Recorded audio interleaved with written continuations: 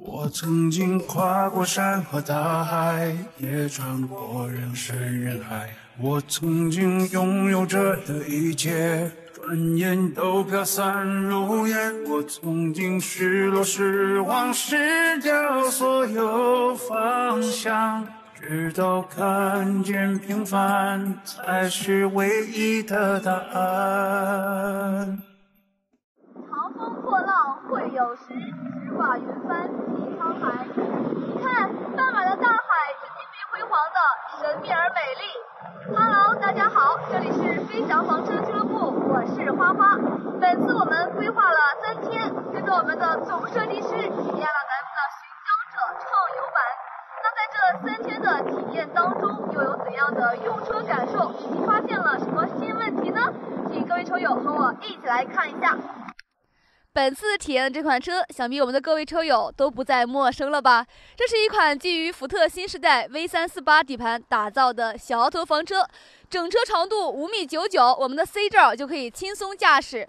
高度2.88米，小摇头的设计在本次出游中可谓是立了大功。我们走在国道的时候，经历了几处3米的限高，它能够非常轻松的通过。整车的宽度呢，2.2米的设计也是很巧妙。我们去到公共的停车位的时候，一个标准的停车位能够非常轻松的停下去，并且当我们打开中门、打开外推窗的时候，还不影响到我们旁边的停车位呢。在动力方面啊，这款车表现也可谓是非常优秀，不管是乡间小道、国道、高速上，以及我们驻车的时候找到一个野沙滩，路面非常的不平整，它的动力杠杠的。本次出游呢，我们是4个人使用这一台房车。接下来给大家分享一下我们这3天3夜的房车体验生活。首先我们看到在出门的旁边有一个非常大的舱门，大家可以猜一下这个里面是干什么用的。可能根据我们国内传统的房车，这个地方一般都是放液化气罐的，但是飞翔房车的这个地方就不一样了，是一个超大的储物舱。我们可以看到这个里面都是我们提前准备好的新鲜的食材以及面条等等，并且这一处呢还是一个内外贯通的设计，超大的一块储物空间。那是不是没有做饭的地方呢？当然不是，就在它的下方这个位置就是飞翔房车为这台车标配的国家发明专利产品柴油炉。它就是直接取我们油箱里面的柴油，不管您是去新疆、去西藏，还是去到人迹罕至的一些美景的地方我们再也不用担心如何灌气了。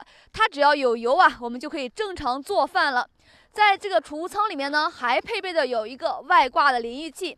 我们本次出游，它最大的作用就是我们在上车之前先冲一冲脚上的细沙，以及就是我们做饭的时候可以清洗一下食材。想要深度体验房车生活那家伙事儿一定要齐全。我们打开后储物舱这一扇大门，来看一看里面都有什么宝贝。打开大门之后，我们可以看到里面有各种折叠的桌椅，我们的户外桌椅，还有我们煮海鲜用到的大锅，我们炒海鲜用到的炒瓢，还有我们赶海要用到的桶等等，帐篷一系列东西。如果不是这个储物舱足够大，这些东西还真是没有地方放呢。在本次出游当中呢，这一块它最重要的一个身份就是大餐桌。我们的各种海鲜全部都是在这个地方被干掉的。这张大餐桌的尺寸，长度120公分，宽度53公分，用起来4个人一点压力都没有，非常的舒服。那在夜间的时候呢，当我们需要处理图片、剪一剪视频的时候，这里就化成了工作台。一般在坐车的时候我都是喜欢坐在副驾驶的人，因为在副驾驶的时候感觉视野非常的宽敞。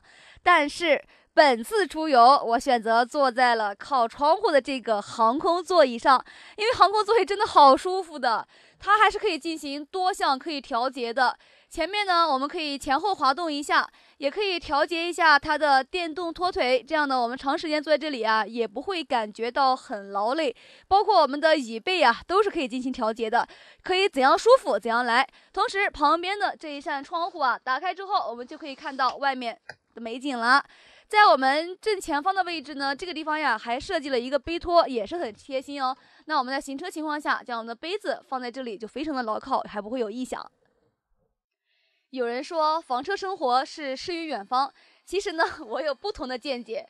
我认为房车生活是美食与远方，所以在这几天的出游当中呢，我们做饭的时候都是两种状态。比如说我们第一天到的时候找到了一个野沙滩，我们是选择在外面拉开外置柴油炉，在外面做饭，拉开遮阳棚。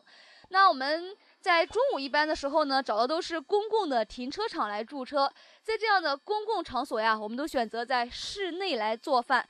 这样的话呢，减少对外部环境的打扰，同时呢，也减少对其他游客造成视觉上的污染。那在车里面做饭如何进行操作呢？请大家跟我一起来看一下。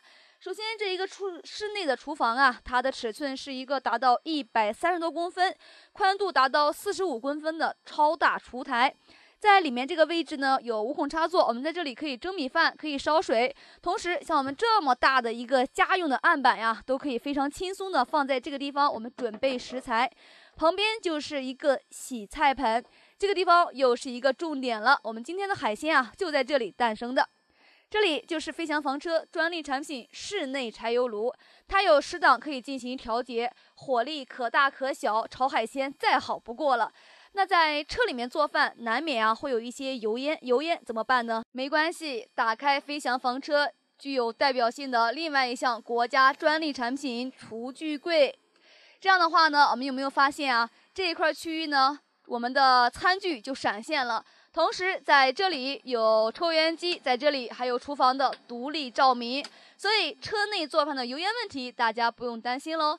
那这个地方呢，就是我们的餐具了，全部都是开模做的这样的地方，我们在行车的时候啊，它也不会有异响，并且收纳的时候也很方便。